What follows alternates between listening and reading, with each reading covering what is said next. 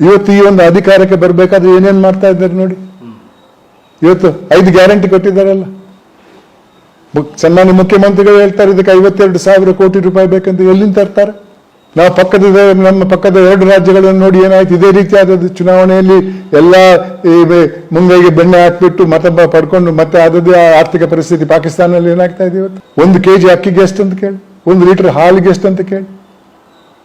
ಈ ಕಡೆ ಶ್ರೀಲಂಕಾದಲ್ಲಿ ಏನಾಯ್ತು? ಮತ್ತು ಇದೆಲ್ಲ ಎಲ್ಲೆಂದು ಕೊಡ್ತಾರೆ. ಇವಾಗ ನೋಡಿ, ನಾವು ಕೊಟ್ಟಿವಿ ನಾವು ಗ್ಯಾರಂಟಿ ಕೊಟ್ಟಿವಿ, ನಿಭಾಯಿಸ್ತೇವೆ ಅದನ್ನ, ಅದು ಇದು ಅಂತ ಹೇಳ್ತಾ ಇದ್ರಲ್ಲ. ಎಲೆಕ್ಟ್ರಿಸಿಟಿ ಕೊಟ್ಟರು, ಚಾರ್ಜ್ ಜಾಸ್ತಿ ಮಾಡಿದ್ರು ಕೊಡುವವರಿಗೆ. ಅವ್ರು ಕೊಡೋದಿದ್ರೆ ಅವ್ರು ಕೊಡ್ಲಿ, ಅವರದ್ದು ಇದ್ರೆ ಕೊಡ್ಲಿ. ಇನ್ನೊಬ್ಬರನ್ನ ಕೈಯಲ್ಲಿ ಯಾಕೆ ಜಾಸ್ತಿ ಮಾಡ್ತೀರಿ ನೀವು? ಬಸ್ ಫೇರ್ ಜಾಸ್ತಿ ಮಾಡಿದ್ರಿ, ಹಾಲಿನ ರೇಟ್ ಜಾಸ್ತಿ ಆಯ್ತು. ಇವಾಗ ಪ್ರಾಪರ್ಟಿ ವ್ಯಾಲ್ಯೂಯೇಷನ್ ಜಾಸ್ತಿ ಮಾಡಿದ್ರೆ ಟ್ಯಾಕ್ಸ್ ಜಾಸ್ತಿ ಆಗ್ತದೆ ಅಂತ. ಅಲ್ಲಿ ಕೊಡೋಕ್ಕೆ ಇಲ್ಲಿಂದ ನಮ್ಮ ಕೈಯಿಂದ ತೆಗೆದುಕೊಂಡು ಕೊಡ್ತಾನೆ, ಕೊಡುದು ಅವರಂತೆ. ನಮ್ಗೆ ಕೊಡುದು, ನಮ್ಗೆ ಕೊಡುದಿಲ್ಲ, ಇನ್ನೊಬ್ಬರೇ ಕೊಡುದು. ಇದ್ರಲ್ಲಿ ನಮ್ಗೆ ಏನು ಸಿಗ್ತದೆ? 200 ಯೂನಿಟ್ ನಮ್ಗೆ ನಿಮ್ಗೆ ಸಿಗ್ತದ?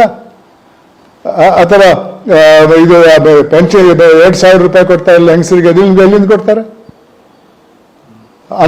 ಅನ್ಎಂಪ್ಲಾಯ್ಡ್ ಅಂತ ಹೇಳ್ಬಿಟ್ಟು 3,000 ರೂಪಾಯಿ ಕೊಡ್ತಾ ಇಲ್ಲ ಗ್ರಾಜುಯೇಟ್ಸ್ಗೆ, ಮತ್ತೆ ಡಿಪ್ಲೊಮಾ ಹೋಲ್ಡರ್ಸ್ಗೆ 1,500 ಕೊಡ್ತಾರಲ್ಲಿ. ಎಲ್ಲಿಂದ?